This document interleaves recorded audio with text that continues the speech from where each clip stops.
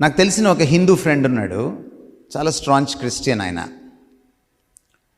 వాళ్ళ బాబాయ్ గారితో మాట్లాడమని ఒకరోజు ఇంటికి తీసుకెళ్లారు. ఎందుకంటే ఆయన ససేమిరా నేను క్రీస్తులోకి రానంటున్నాడు. చాలా కుటుంబాలు క్రైస్తవంలోకి వచ్చాయి. మీరు మాట్లాడండి సార్, కొంచెం మీరు మాట్లాడితే కొంచెం బాగుంటుందేమో అని తీసుకెళ్లారు. ఆయనతో చాలాసేపు మాట్లాడుతూ ఉన్నప్పుడు ఆయన కొంచెం కోపంగానే ఉన్నారు. ఎందుకంటే వాళ్ళ అబ్బాయి మారాడు, కుటుంబాలన్నీ మారిపోయాయని ఆయనకి చాలా కష్టంగా ఉంది. ఒక రకమైన అక్కస్తో ఉన్నాడు ఆయన. నన్ను చాలాసేపు నేను మాట్లాడిన తర్వాత, ఆయనకు మాట్లాడడానికి ఛాన్స్ వచ్చిన తర్వాత కొంచెం కోపంగానే ఒక ప్రశ్న సూటిగా అడిగాడు నన్ను. మాలో లేనిది మీలో ఉన్నది ఏంటి సార్ అని అడిగాడు. ఎందుకంటే హిందూ మతం చాలా సంపన్నమైన మతం.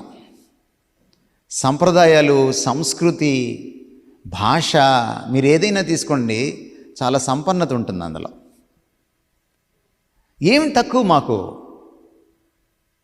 మీలోకి రావాల్సిన అవసరం ఏంటి? మాలో లేనిది మీలో ఉన్నది ఏంటి? అప్పుడు నేను అన్నాను అనమాట, సార్ నేను జవాబు చెప్పచ్చా అని ఆయన పర్మిషన్ అడిగి, ఒక్కటే సార్, హిందూ మతం చాలా గొప్పది, ఇతర మతాలు కూడా చాలా గొప్పవే, కానీ ఒక్కటే ఏమిటంటే క్రీస్తు సార్, అదే డిఫరెన్స్. మీ మతాల్లో ఒక మనిషిని తీసి పక్కన పెడితే, ఒక దేవుణ్ణి తీసి పక్కన పెడితే ఇంకో దేవుడు ఉంటాడు. ఓ పుస్తకాన్ని తీసి పక్కన పెడితే ఇంకో పుస్తకం ఉంటుంది. కానీ ఇక్కడ క్రీస్తుని తీసి పక్కన పెడితే క్రైస్తవం కుప్పకూలిపోతుంది. క్రిస్టియానిటీ అంటే it beats around the person of Christ,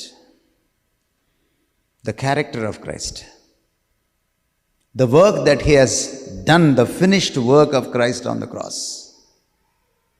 సిలువ పైన ఆయన సంపూర్తి చేసినటువంటి ఆ మహాయాగం చుట్టూ, సిలువ వేయబడిన క్రీస్తు అనే ఆ వ్యక్తి చుట్టూ క్రైస్తవం పరిభ్రమిస్తుంది. That's Christianity.